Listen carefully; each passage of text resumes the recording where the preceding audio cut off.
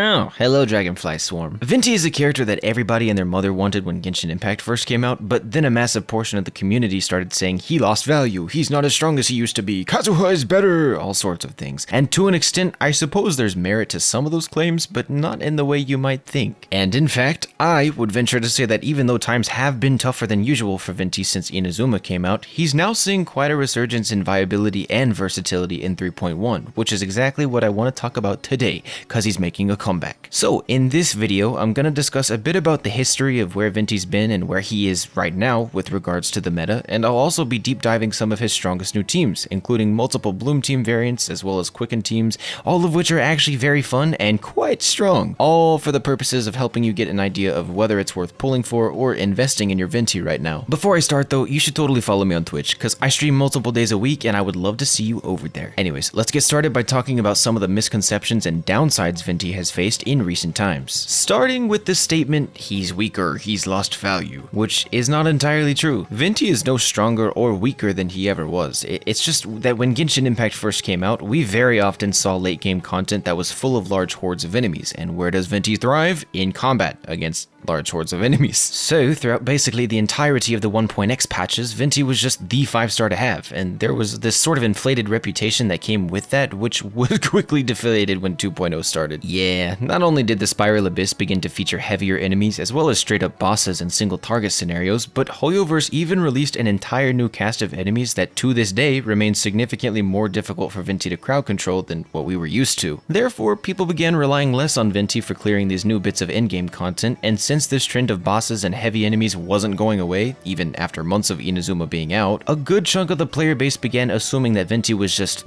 dead. Which in theory, Venti's play rate would absolutely tank if Hoyoverse had just completely stopped featuring horde floors in the Spiral Abyss, but even that hasn't happened. They've sprinkled horde floors throughout the late levels of Spiral Abyss quite consistently, especially recently. But the real problem there for Venti is that not only was his own role becoming significantly less appealing to newer players, but also Kazuha exists. And Kazuha is objectively a much more versatile and practical Anemo support than Venti is, so then the discussion of power creep began. Which that too, in a way, is a misconception. I wouldn't necessarily say that Kazuha power crept Venti, because Venti's most notable attribute is his dominance in crowd control scenarios, and Kazuha very much doesn't contest that. And in fact, we've actually been seeing a nice resurgence in crowd control floors in the later levels of Spiral Abyss recently, those of which floors Venti thrives on. So he's been enjoying a steady play rate for quite some time now, even after the Kazuha rerun back in 2.8, which sold really well. So in general, with the portion of the player base that spouts about Venti being weaker or power crept or a dead character, I don't blame you, but I don't really agree. I think what's actually happening is that Venti's inflated dominance in the early days of Genshin gave a lot of people the impression that he was at a certain power level, when in fact his real power level is around what we see nowadays. He's no weaker or stronger than he ever was, there's just a lot more team options and a few less scenarios in which he thrives nowadays, which is natural, and it happens to pretty much every character. Inevitably, the more characters that are released, the more options you have that will work better than other characters in certain situations. That's just kind of how it goes.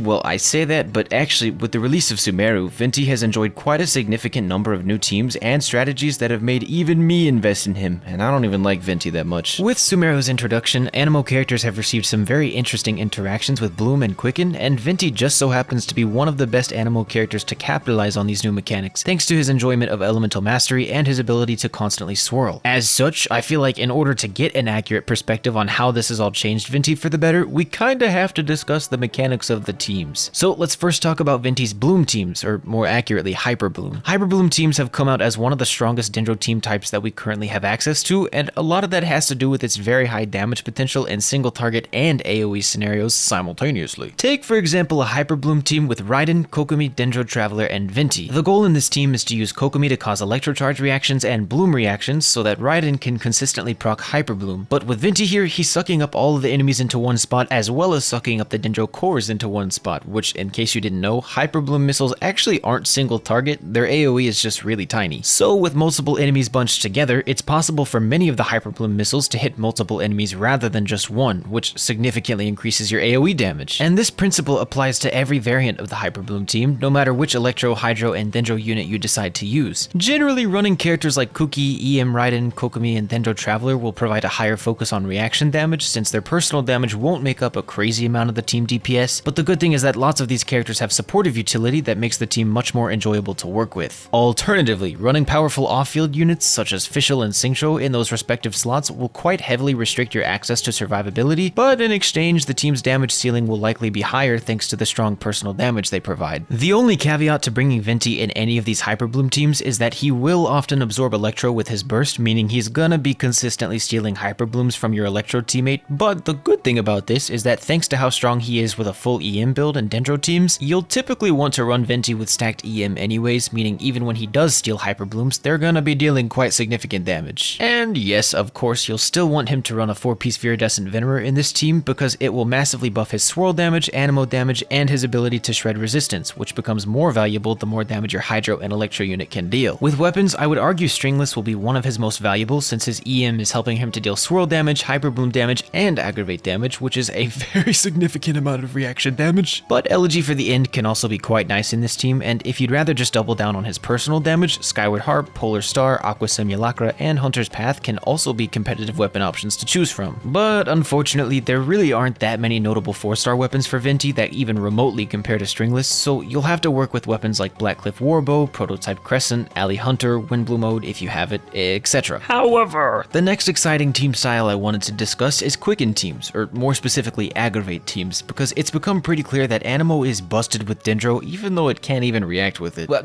essentially, Anemo characters are able to proc Aggravate reactions by swirling Electro and chain reacting this Electro swirl onto other enemies that are affected by Quicken. In doing so, the Anemo character is dealing swirl damage and aggravate damage on enemies, and even though the aggravate that Anemo characters cause cannot crit, it still adds up to a significant amount of reaction damage thanks to EM and level scaling. In Venti's case, this phenomenon is especially true because again, he already thrives in AoE scenarios, so his ability to constantly proc swirl and aggravate on piles of enemies all at once creates extremely high AoE damage for aggravate teams. Take for example a team with Yaimiko, Fischl, Dendro Traveler, and Venti. Well, already right off the bat, Venti's burst is helping Yai's turrets and Traveler's burst to hit multiple enemies at once, which is a notable boost to their team damage contribution. But on top of that, Venti is causing constant swirl and aggravate reactions while still completely allowing Fischl and Yai to deal their own aggravates as well, which, you know, makes it a very potent quick swap team. You could also replace one of these Electro slots with Kuching or Beidou for more offensive potential, or characters like Kuki or Dori for less damage but decent survivability. As of releasing this video, Sino isn't currently out in the game, so I can't say much, but it's very safe to infer that he'll perform well with Venti in aggravate teams, similarly to why Kuching performs well with Venti, because Sino is an on-fielder Electro unit with what seems to be a lot of Electro application, which is great for aggravate. But again, that's all based on what we learned from the 3.1 livestream, so take that with a grain of salt. Oh, or you could go down a really weird route and run Venti, Kazuha, and an Electro unit and a Dendro unit for the purposes of having Venti as your Anemo support so that Kazuha can run Thundering Fury,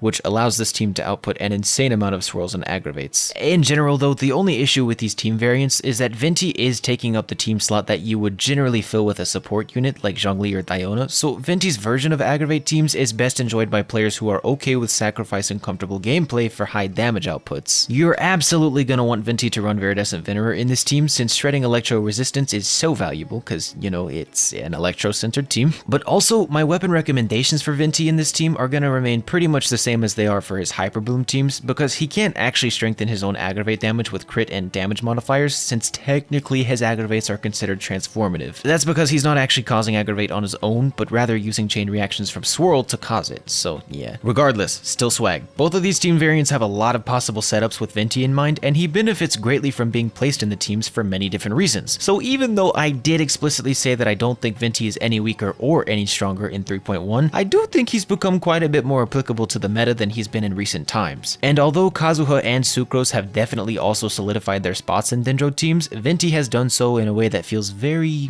Venti-ish. He provides insane value in AoE scenarios and provides quite a few otherwise unattainable mechanics that not even powerhouses like Kazuha and Sucrose can provide in these teams, which personally speaking, I feel like this really helps to remedy his issues with heavier enemies, which have plagued his popularity since 2.0. But he is still restricted to AoE teams, so all in all as of 3.1, if you're a fan of Venti or you're okay with him being only optimal in AoE combat, he's quite fun and very powerful, as he has always been. If you're on the fence for other reasons though, it is worth noting that Kazuha is widely agreed to be a more practical and versatile Anemo support than Venti, so that's definitely something to consider as well. But that's for you to consider, cause I'm leaving. If you enjoyed this video or it helped you in any way, please don't forget to leave a like and consider subscribing cause it very much helps my channel. Until next time, you little Anemo lovers.